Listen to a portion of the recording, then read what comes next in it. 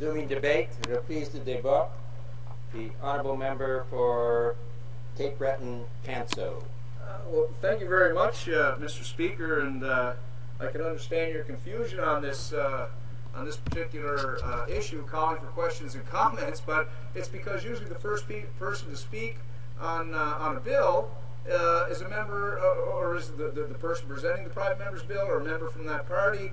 But obviously, because of this legislation, it started off with the opposition, because we've no one on the government side that's interested in addressing this. Probably because it's so egregious. Probably because during the course of hearings, we saw nothing to substantiate the necessity of this legislation, Mr. Speaker. So I'm sure my colleague from the NDP would have been pretty surprised as well, you know, to be the first guy on deck to speak on this bill. What I want to do, Mr. Speaker, if I could take 9 minutes. Oh, you weren't surprised. Okay, my colleague wasn't surprised.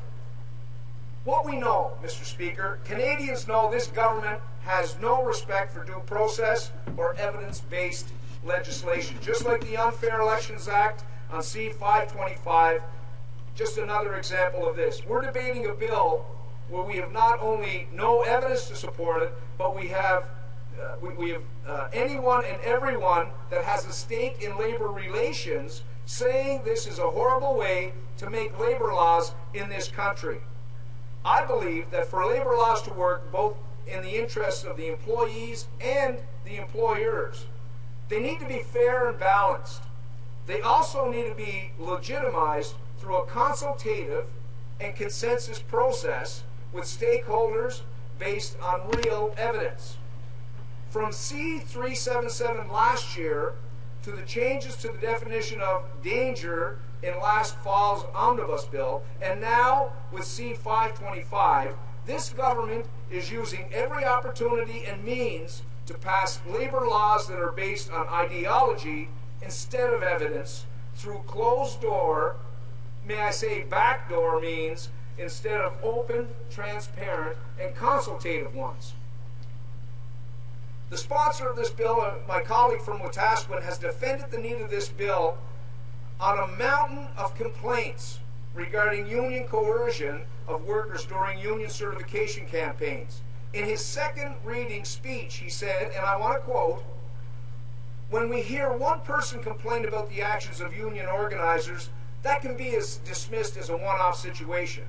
However, when we see the mountain of complaints that end up at the Labor Relations Board, it's concerning to me," end of quote.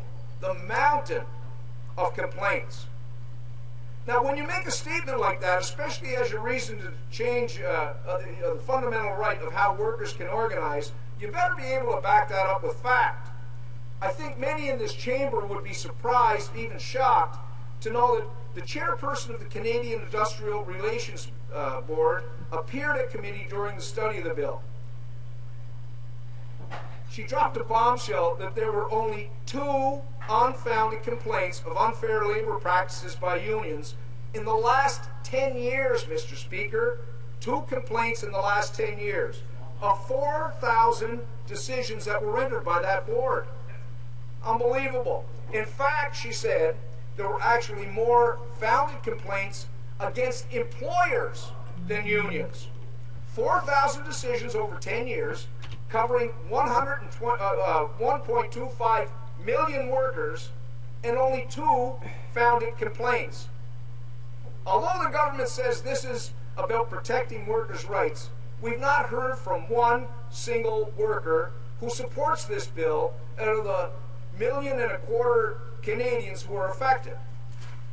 Not a phone call, an email, not a petition, not a request from a worker or a working group to appear before our committee to say how they had been wronged because of the current legislation. Not a single, Mr. Speaker.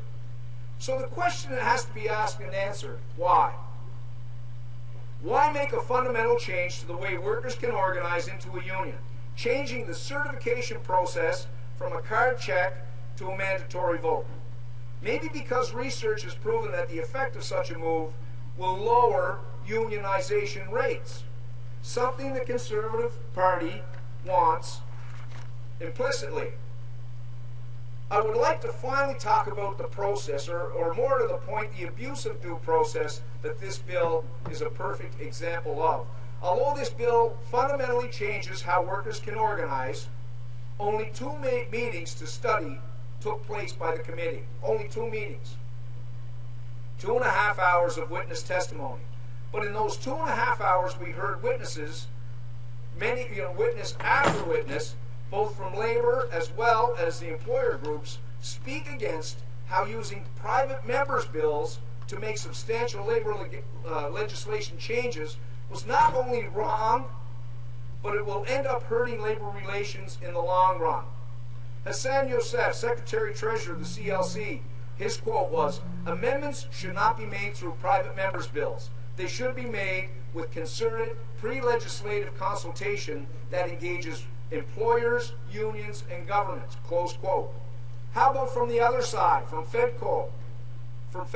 John Farrell, the Executive Director, the largest federal employer group, his comment was, and I quote, "We believe that the use of private members' bills sets the federal jurisdiction on a dangerous course, where, without adequate consultation or support, unnecessary and unworkable proposals come into law. And the balance, which is so important to the stability of labor relations, is upset. We strongly believe it is not in the long-term best interests of Canadian employers and their employees that it has the potential to needlessly impact the economy by destabilizing the basic foundation of union management relations," close quote. Mr. Speaker, 2 very different sides of the fence, both saying the same thing. Very powerful statements. Mr. George Smith, a labor relations expert his entire life in labor relations, and an expert and a practitioner, his quote, and I start the quote with, "We are dealing with a private members' bill to amend a significant section of the Canadian Labor Code without any view of how this change will impact overall labor relations policy in the federal sector, without any of the necessary due process and public consultation to examine the intended and unintended consequences of such amendments," close quote. Labor law systems, Mr. Speaker, are very complex, and the ones that work well are based on a delicate balance that must be respected if and when reforms are made to them. Short-sighted labor reforms driven by ideology rather than evidence, made without a legitimate consultative process, are both disruptive and unsustainable. I and my party may not always agree with labor on everything, but I believe past liberal governments have used balanced processes and extensive consultation to make labor reforms.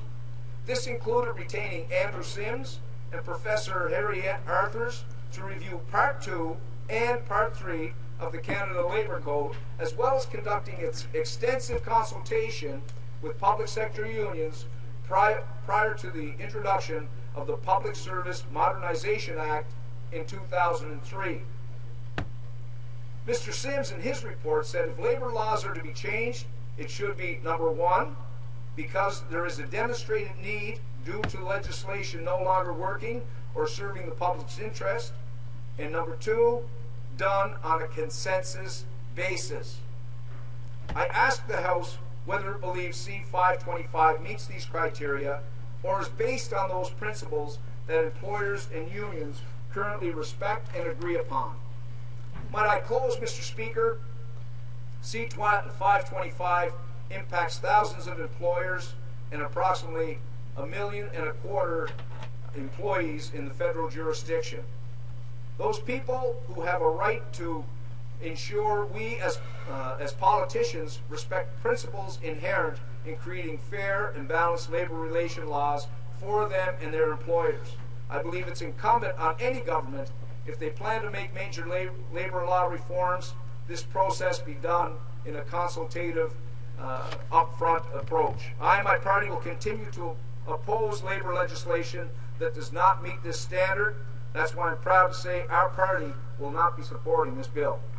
Thank you. Resuming debates.